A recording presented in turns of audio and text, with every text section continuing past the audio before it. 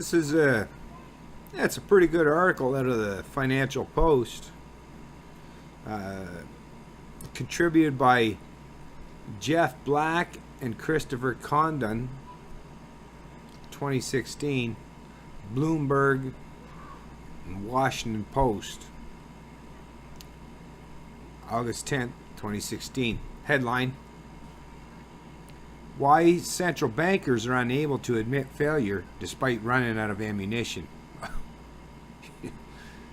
These are articles that really, I mean, if I think back to from 2008 onwards, like after the Great Recession, that should have been the Great Reset, the Great Depression, but central planners intervened. But Ron Paul, remember, he was the guy with no one else. He was the only guy that was talking about these things constantly.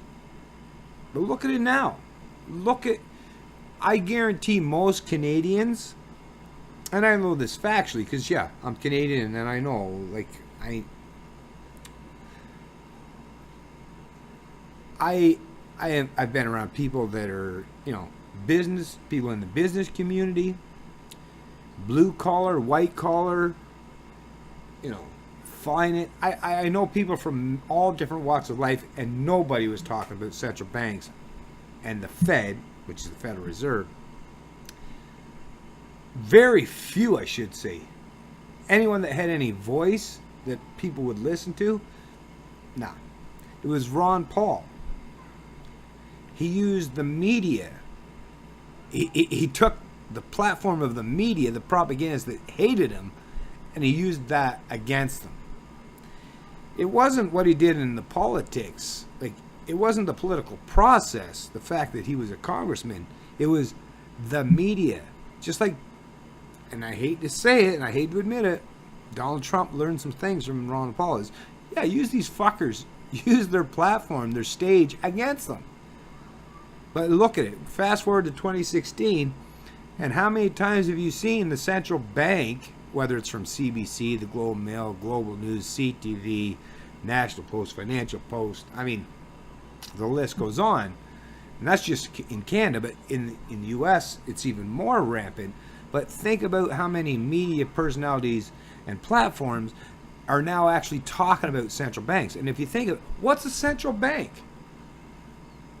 If money is a representation of, the value of your labor or your intellect or your capacity, your productivity, and as a means to store or use that as a medium of exchange, well, just like with everything in the free market, if you have multiple platforms, then you can pick which one works best.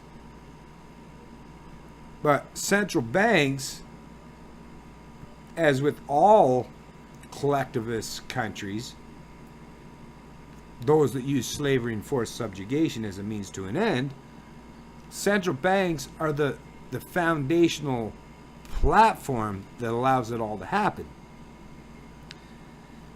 It's like giving someone carte blanche authority to print money at their whim. Central bank, think communists, socialists, all those countries, all those fascists, central banks are exactly what kept those systems afloat as long as they did. And even then, they still eventually collapsed because humans are humans, right? But here we are in 2016, and it's constantly central banks are constantly talked about, but they still try to skirt around when you're talking about establishment media because they're scared of competition themselves, right? Because they've monopolized their industry for so long. They're scared to death of competition is what we're really talking about in the grand scheme of things, in the macro picture. But I am glad that even they are getting so scared of what's going on that they're constantly, now you're seeing the ramp up, the increase of articles that have to do with central banking, legalized theft. That's the thing. Taxation is theft. Yes, we know that outright. It's easily provable, right? I've never given anyone permission to take money from me. Not my employer, not the government. But because I have to work, right, and I have to live in this geographical landmass, I have to accept a certain amount of theft as a result of that. But while taxation is theft, and that's easy to prove, central planning banks, like manipulation of our currency, so whether it's when they devalue it, right?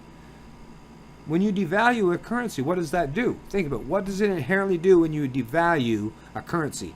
That means your purchasing power, when you go to buy something and the value of your currency is depreciated arbitrarily, that means they've stolen money from you in another way. It's another form of theft, but it's a stealthy form of doing it so that you don't notice it. It doesn't hit you immediately. Most people don't even recognize and realize it, that by inflating the supply of money, which inflates prices, that's another form of theft. And when you manipulate natural interest rates, really what an interest rate does in a natural environment is it reflects and properly regulates economic activity. So, if interest rates are high, people won't nilly-willy spend like retardedly instead of save, because they recognize they're losing value. Whereas if the interest rates are high, they know that they can save their money, which is an increase in their value, right? But when you have zero, or that's another thing, when you're talking about zero interest rates, adjusted for inflation or in reflection of inflation, all countries that we're seeing, like Canada, the US, our inflation is higher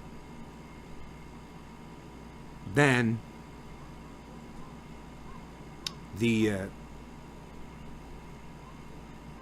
purchasing power that we experience in our monetary system.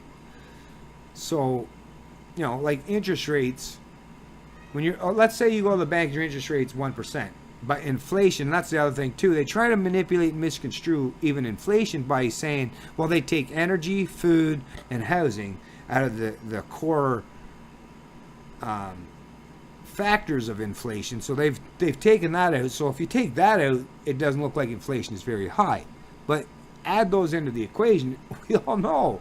I mean, even though the price of oil has dropped hugely, dramatically, the price at the pumps is only dropped by a much smaller margin in comparison to the price of drop of oil. So you're still being robbed, you're just being robbed less, right?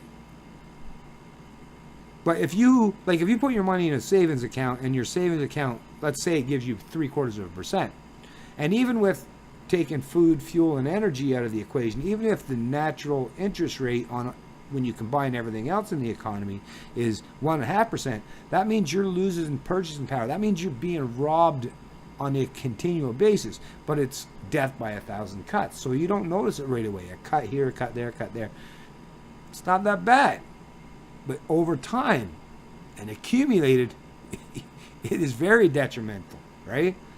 That's what we're talking about here when you're talking about central banks. When central bankers pause for thought these days, there's just one idea they're unlikely to entertain: backing down.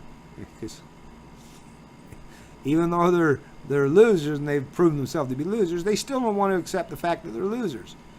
These are people with massive egos.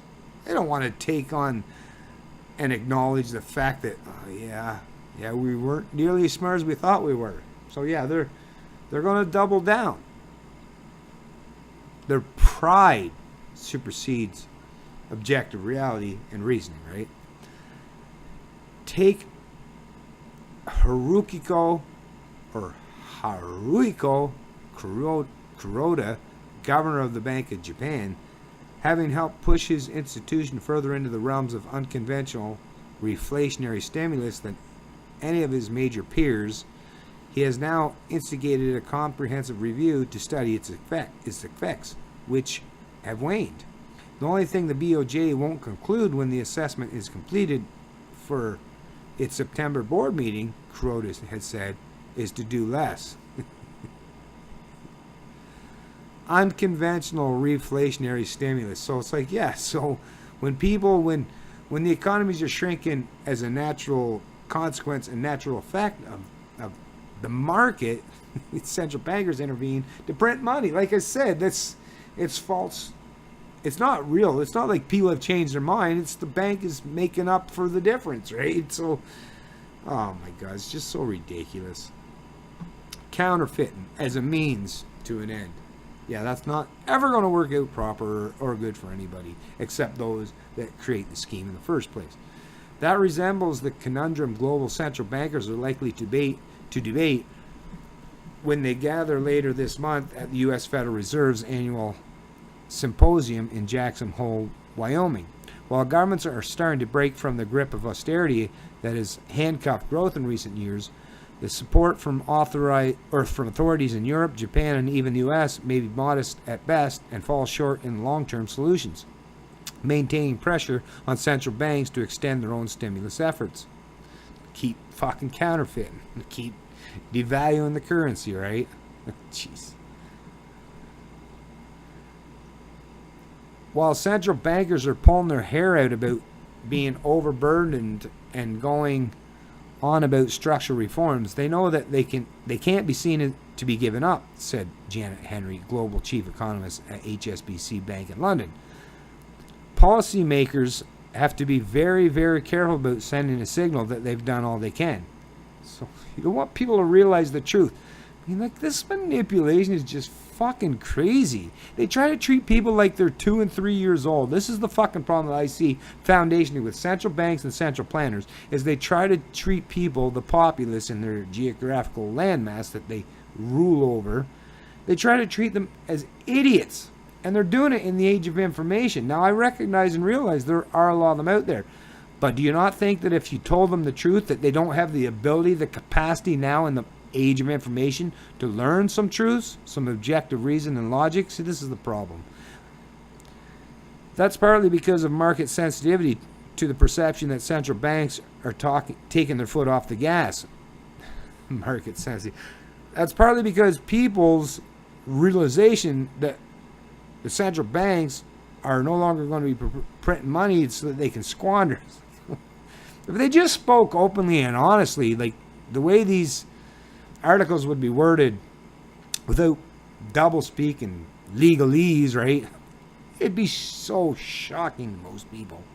Wow. Witness the jump in the yen on July 22nd after reports emerged that Kuroda had ruled out helicopter money, or the slump in global stocks on December 3rd after the European Central Bank disappointed on extra stimulus. It's also about policymakers being unable to admit failure. Yeah, they don't want to admit they're a bunch of fucking failures, because that means if Keynesianism, if central banking, if collectivism and the monetary system that represents that is proven to be a failing model, well then, yeah. The gig's up, right? The criticism at home and abroad that accompanied the decision in January to introduce a negative interest rate on some deposits may have also helped prompt the rethink. While investors have questioned whether BOJ stimulus is reaching its limits, a majority of economists surveyed by Bloomberg News say the review will probably result in more, not less, stimulus. In Europe, monetary policy is also poised to step up again. European Central Bank President Mario Draghi faced the risk of a renewed economic slowdown in the aftermath of the UK's decision to leave the European Union, as well as fresh downturn pressure on headline inflation from falling oil prices. Inflation in the euro area rose to a mere 0.2% in July. More stimulus in the shape of extended asset purchases could be in the cards for the September 8th policy meeting. So, yeah, print more money and buy... all this stuff is just so... I mean, it's so... In the natural scheme of things, it's so immoral and illegal. It's just unreal, because these are people that write laws, right? And that's despite intensifying rhetoric from the ECB policymakers that governments in the 19-nation euro area need to boost fiscal support and structural reform. Draghi uses his press conferences now to call for other actors to play their part. So yeah, you need more schemers. You need the governments to be doing their part, right? Jesus, man. The Bank of England, which last week cut interest rates and boosted asset purchase in an attempt to fend off a Brexit-induced recession, is treading an increasingly fine line between government task and its own mandate. When they're talking about recession, that's people need to learn. It's the direct consequence of their bad investments, of their malinvestments, of the structural abnormalities or interference and impeding from the natural market forces. That's what it is. But they don't want anyone to learn the lessons. What they're saying is these central planners, these central banks, these cronies, these corporates, these government fucking hacks, they're not teaching them any lessons. So of course they're going to keep doing what they're going to do. Nobody is learning anything. You're giving them carte blanche ability to keep doing what they do. The Bank of England, which is trading on an increasingly fine line between government tasks and so on. So while denying that monetary policy is out of ammunition, Bank of England Governor Mark Carney has pledged ruthless truth-telling on where the limits of his institution lie in an environment of very high uncertainty. Ruthless truth-telling. I would like to see that. I would love to see that. In any case, the Bank of England's predictions of an economic downturn in the aftermath of the decision to leave the European Union are beginning to be realized. A survey of companies undertaken by its representatives published Wednesday showed that employment and investment intentions had weakened in absolute terms. Stimulus is also an issue in the U.S., even though the world's largest economy should grow at close to 2% this year, and the Fed has embarked in a tightening of policy, not an easing. The expansion is slowing in historical terms. That suggests the central bank alone can't do much to goose the long-run potential growth rate, according to Stephen Stanley, chief economist at Amherst Pierpoint Securities in New York. Fed Chair Janet Yellen, who will speak at Jackson Hole on August 26, said in June that the central bank still has tools to support demand if needed. In rare circumstances, when severe downside risk exists, monetary and fiscal policy shouldn't be working at cross purposes, she has said. Yet around the industrialized world, as economies grapple with aging societies, sluggish productivity growth, and falling equilibrium interest rates, monetary fiscal alignment may not be enough. Japanese Prime Minister Shinzo Abe, for one, has had little success pushing through structural changes that go beyond short-term fiscal spending. Without help, the risk is that central banks remain locked in a stimulus cycle they can't escape. There's greater awareness of the limits of monetary policy, but I'm not sure there is a readiness to proactively use fiscal policy, said Domenico Lombardi, director of the Global Economic Program at the Center for International Governance Innovation in Waterloo, Ontario. I mean, so remain stuck in printing money to stimulate. I mean, just think about anyone. I mean, a lot of people, and I recognize because in Canada, 18% of women, 22% of men are actually fiscally literate or economically literate. But even if you are illiterate, based on just maybe not, but watch a few things, a few videos. I just can't believe you don't even at least understand the fact that, printing money out of thin air should ever be a means or method to create prosperity for any particular geographical landmass. That's not how it works. That's not how humans function. That's not how you create genuine wealth. Print money does not create anything of tangible value. It decreases and depreciates the purchasing power of our currency that we are forced to use. And it helps those that get their hands on those dollars first before they've their value is depreciated further, right? But it does not help the regular people, the average Joe or Jane. People really need to start understanding these things. And I mean, there's probably thousands of videos, articles, literature, books out there to help you educate and inform yourself properly about these things. Because this stuff, this ain't the first go around for central banks, central planners. Their schemes, their Ponzi schemes have been around for a long, long time. This is just the newest iteration of the Ponzi scheme. People need to acknowledge and recognize that fact and reject it, and stop pretending that these people have any genuine, true authority to do what they do. They're just people, and a very few small, minute amount of them at that. Canadians, Americans, anyone around the world needs to wake up and realize this fact and stop letting these fuckers manipulate and centrally plan your lives and steal and plunder from your productive wealth and the future capacity and productive wealth of your offspring. It's very important that you stand up to these people that are completely destroying incentives, natural incentives, and wealth that has been generated and produced through a lot of hard work, labor, and innovation. You got to stop them from destroying all that productive work, all that productive capacity by centrally planning and manipulating through monetary and fiscal policies.